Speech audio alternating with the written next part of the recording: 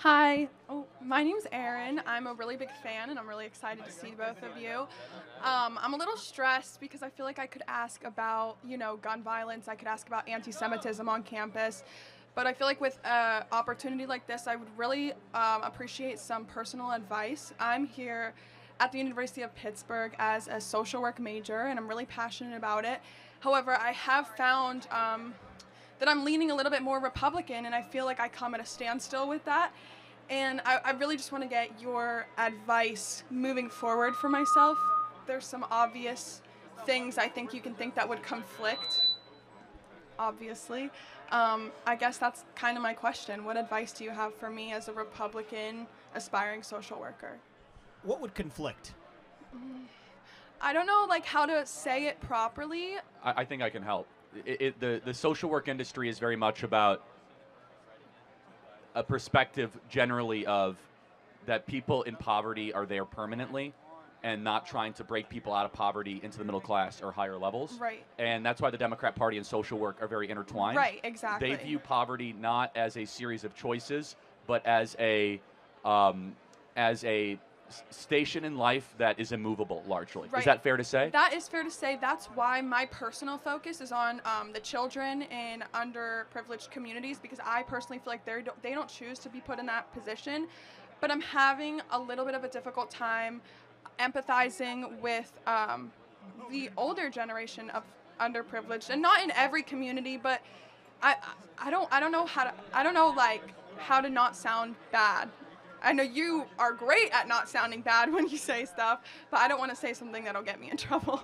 Well, here's one way to look at it. And Charlie, that was helpful, actually.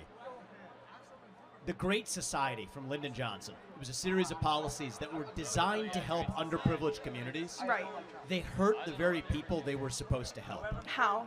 Well, the reality is it created dependence on government. So you have a lot of single mothers, for example, that are paid more money not to have a man in the house than to have a man in the house because of the way the math of these aid programs work. What do you mean? Well, often the way the math of the aid is calculated is if you have an earning husband in the household, that actually causes you to disqualify for forms of federal aid that were designed to help you. Right. But actually, the best way to get kids in your own household ahead is in a two-parent household, because if you're raised in a two-parent household, you're less likely to end up in jail, less likely to end up in poverty, more likely to graduate from high school. So one of the ways that, if you're asking for advice, I would say for the people around you, even who might lean left, you can recognize their intentions come from a good place. Absolutely. But the policies of their leaders have actually betrayed the very people they were supposed to help. And you can let them know, because I believe this is genuinely true. Not just the Republican Party, but our conservative movement. We care about lifting people up from poverty. We just care about actually doing it rather than talking about it. That's what I would say. The other thing I'll say is that we as conservatives believe that if you're in poverty, it's largely because of values, not because of lack of stuff. Like what values? Not saving money.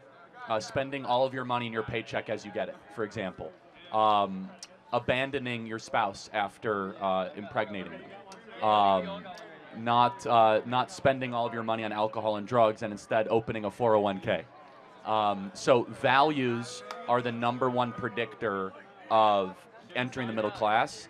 And there's a great book called Life at the Bottom, you should read it, by Theodore Dalrymple, who's a social worker in the United Kingdom. It's called Life at the Bottom, where he got into social work because he wanted to help people, and he realized it was not a lack of stuff. It wasn't lack of housing, lack of food stamps. It was that their value system was one that kept them poor. So yeah, really quick, then I want to get to the next question. I'm just struggling because in all of my social work classes right now, they're talking about all of those things. And they're wrong. So what do I do? I'm trying to learn about what I want to do. I think you need to stay in social work because you're called to do it, but there's an amazing amount of literature from Thomas Sowell to Shelby Steele to Theodore Dalrymple that get down to actual root causes of poverty, which is not lack of stuff, but is worldview. And I think that'd be super helpful. Thank you so much. God bless you. Trump 2024. Yes, you want a hat? Thank you. Yes, great. Thank you.